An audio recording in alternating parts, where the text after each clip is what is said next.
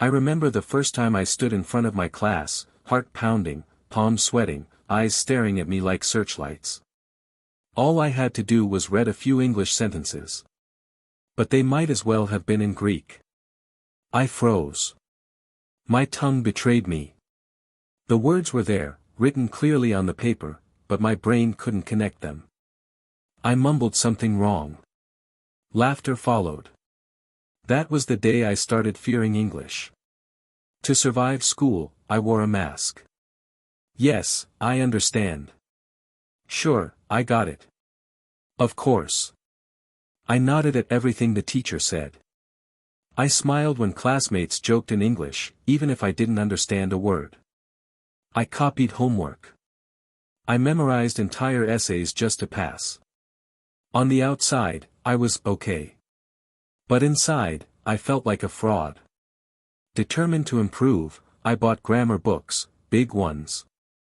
Tenses, articles, modals, active-passive. I underlined, highlighted, made notes. I tried to follow every rule perfectly. But in conversations, I still stammered. I knew what present perfect meant. But when someone asked me, "Have you eaten?" I paused like a broken machine. Too much grammar. Not enough confidence. YouTube became my teacher. I watched English speakers for hours. I subscribed to channels that promised fluent English in 30 days. I repeated after them, copied accents, tried to sound like them. It felt productive. But nothing changed. I still couldn't speak when it mattered. My mind was full of videos but my mouth remained silent. I tried speaking to friends. Just a few lines. But the moment I opened my mouth, fear stepped in.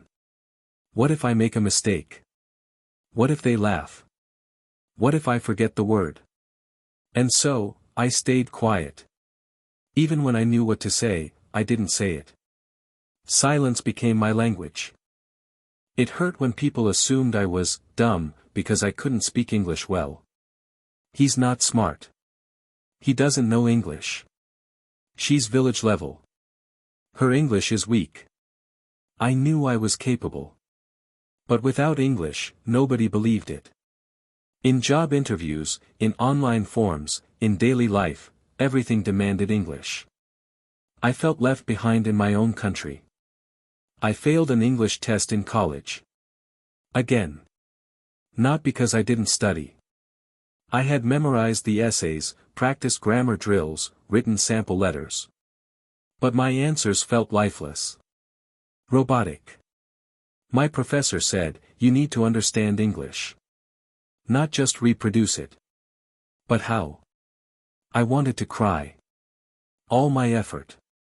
All my hope. Useless. The lowest point came during a group presentation. I had one paragraph to speak. I practiced all night. Every word. Every pause. But when my turn came, I went blank. My lips trembled. My throat tightened. I forgot everything. Someone in the group whispered, "She can't even speak one paragraph." I ran out of the room. I cried in the bathroom for half an hour. That was it. I was done. For weeks, I didn't open my English books. I avoided people. I hated the language. But deep down, I still wanted to break free. I still dreamed of speaking English fluently, fearlessly. So, I searched again. More courses. More apps. More tutors. I even downloaded audio programs that promised English while you sleep. But it all felt like déjà vu. Until, a miracle happened. A very small one. One evening, I was sitting in my coaching center. My spoken English teacher was sharing stories. He wasn't using difficult words. His sentences were simple, even broken. But he was confident. Natural. Free. I raised my hand and asked, "Sir, how can I speak English like you?" He smiled and said, "Stop learning English. Start living in it." I didn't understand. After class, I asked him again. He replied. The moment you start thinking in English, your tongue will stop shaking. He explained how we all make the same mistake. We try to translate everything from our native language into English before we speak. That creates delay, confusion, and fear. Instead, he said, start thinking in English, even simple thoughts. Start small. No need for perfect sentences. Just simple, broken English. Say it with pride. That night, I made a choice. No more translations. No more fear. I would train my mind to think in English. Even if I made 100 mistakes a day. The next morning, I looked around my room and said out loud. This is my bed.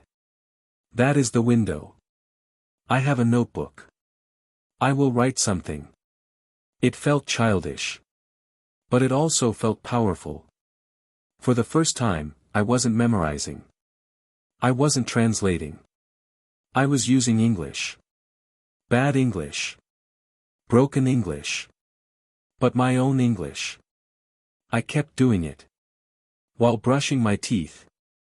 I have to hurry. It's already late. While cooking.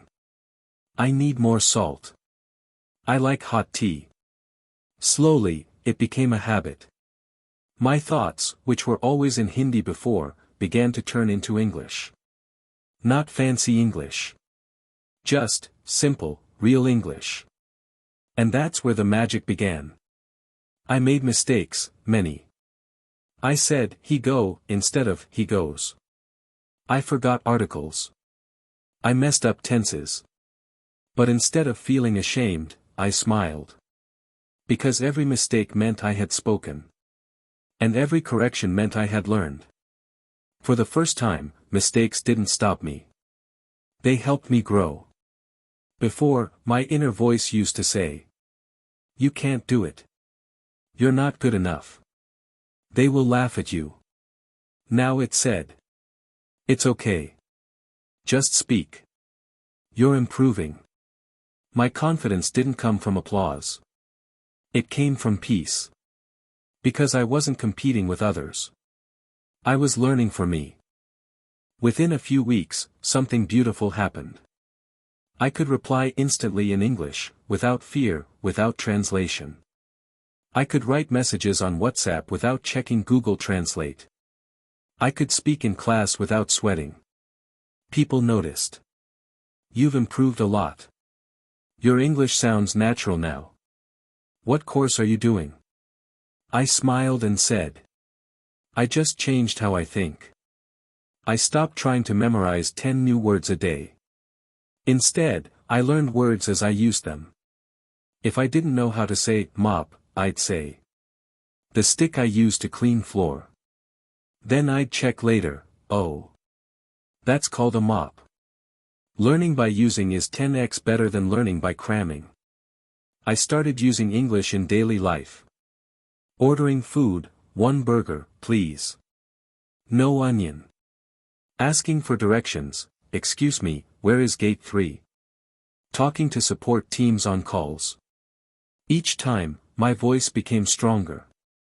I didn't wait for perfection. I spoke anyway. Because fluency is not about being perfect, it's about being brave. What once gave me panic, now gave me joy. I began to write my thoughts in English journals.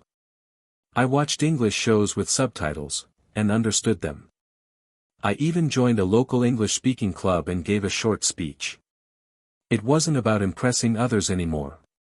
It was about celebrating myself. Chapter 20, Helping Others Who Are Struggling. I met a girl in my coaching class.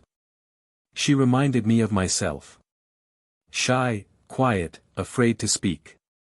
She asked, how did you become fluent?